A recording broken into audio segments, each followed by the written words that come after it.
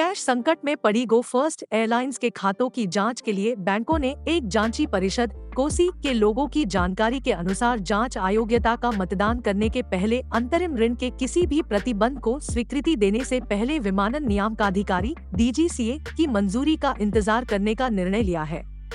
यह वायुरोग्यन, जिसे वाडियो द्वारा प्रमोट किया जाता है, ने 2 मई को देशीय कंपनी कानून न्यायालय NCLT के दिल्ली बेंच के सामरिक निराश्रित प्रक्रियाओं के लिए स्वेच्छा से दिए गए दिवाली रेजोल्यूशन प्रक्रिया के लिए आवेदन किया था, जिसे 10 मई को न्यायालय ने मंजूरी दी थी।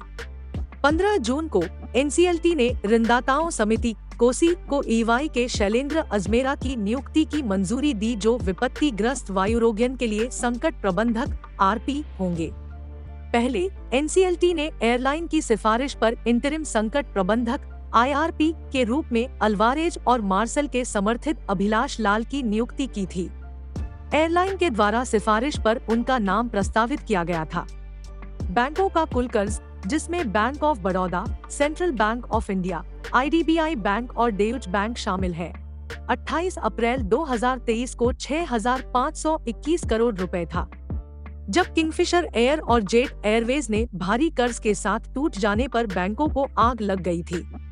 अब जब रेजोल्यूशन प्रोफेशनल नियुक्त हो चुका है, वह एक लेन-देन जांच करेगा गो फर्स्ट के खातों की, जो अनिवार्य है। लेन-देन जांच पूरी होने के बाद ऋणदाताएं एयरलाइन की पुस्तकों की एक जांच करवा सकती हैं।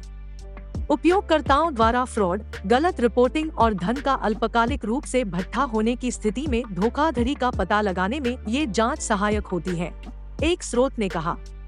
गो फर्स्ट ने टिकट समाचार को जवाब नहीं दिया है, जिसने इसे टिप्पणियों की मांग की थी। किसी कंपनी या व्यक्ति के खातों की जांच और आभिजात्य परीक्षण का मकसद उन्हें दिए गए ऋण के अंतिम उपयोग की जांच करना होता है। यदि किसी ऋणदाता द्वारा धन का भट्ठा किया जाता है, तो ये जांचें ऋणदाताओं को धोखाधड़ी, गलत रिपोर्टिंग और धन का अल्पकालिक रूप से भट्ठा करने की सहायता करती है।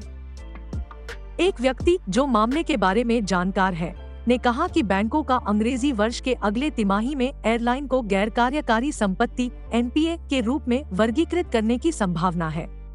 सूत्रों के अनुसार हाल ही में नियुक्त रेजोल्यूशन प्रोफेशनल को जल्द ही एविएशन नियामक निदेशालय DGCA और COC को एयरलाइन के लिए एक नया पुनर्जीवन योजना सबमिट करने की संभावना है।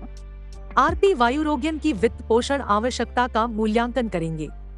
उन्हें एक अंतरिम वित्त पर निर्णय लेने के लिए COC को अनुरोध करेंगे, जो पुनर्जीवन योजना की संभावना के आधार पर तय करेगी, एक विकास के करीबी व्यक्ति ने कहा। पहले लाल ने एजेंसी के तहत एक पुनर्जीवन योजना प्रस्तुत की थी, जिसमें जमीन से उड़ाने वाली एयरलाइन ने 26 विमानों और 152 दैनिक उड़ानों के साथ ऑपरेशन की पुनरारंभ की प्रस्तावित की थी।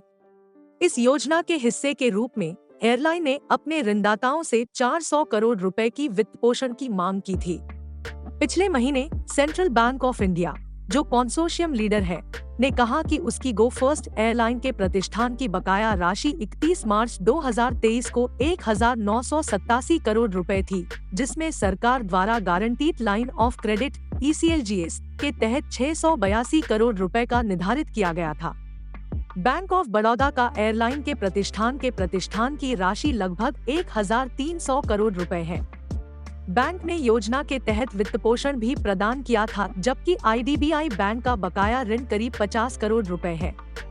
एयरलाइन के पास ECLGS के तहत अवाप्त क्रेडिट सीमा है, जिसे वह अंतरिम वित्त का हिस्सा करना चाहता है।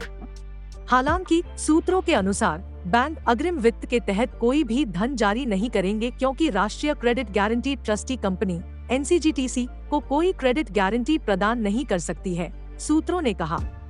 ECLGS के तहत NCGTC बैंकों और NBFCs पर व्यापारिक उद्यम या MSMEs को दी गई क्रेडिट पर 100% गारंटीड कवरेज प्रदान करता है।